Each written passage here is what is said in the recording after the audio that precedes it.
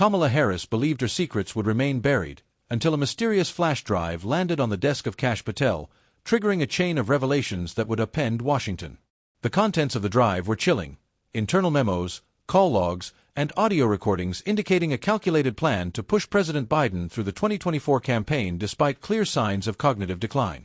Harris, it appeared, wasn't acting out of loyalty but self-interest, preparing to inherit the presidency not through election, but attrition. The recordings captured her voice directing aides to manage media optics, plant questions in town halls, and suppress medical records. Among the documents was a manuscript from a former campaign insider, detailing how Harris blocked further cognitive testing after being briefed on Biden's declining mental state. The whistleblower, Rachel Monroe, a former speechwriter, had disappeared, until Patel traced her to a safe house in Virginia. In a quiet meeting, she confirmed everything, handing over backup files and revealing a campaign culture built on secrecy, deception, and narrative control.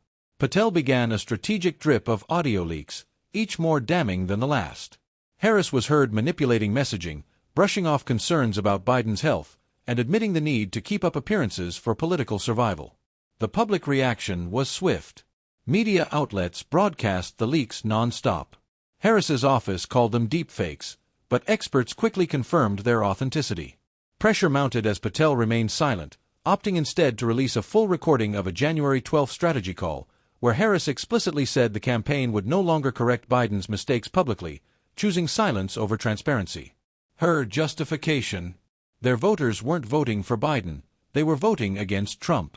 With her credibility eroding, Harris attempted to reclaim control through a live press conference. She denied deceiving the public, blamed anonymous sources, and painted the scandal as a partisan attack.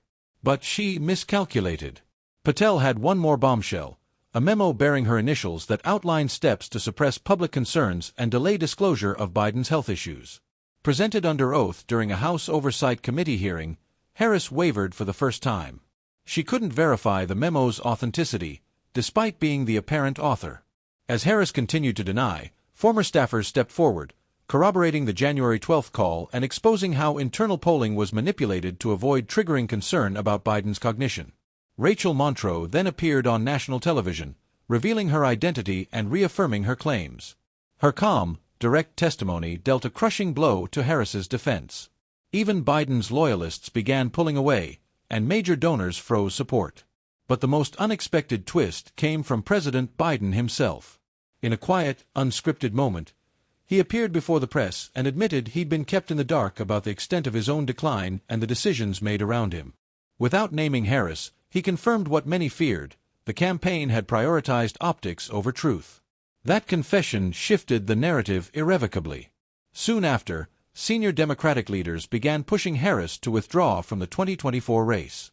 The Department of Justice launched an investigation, placing Monroe under federal protection and preparing a criminal inquiry into Harris's conduct. Patel never celebrated. He simply stated that accountability wasn't about takedowns, it was about preventing future abuse of power.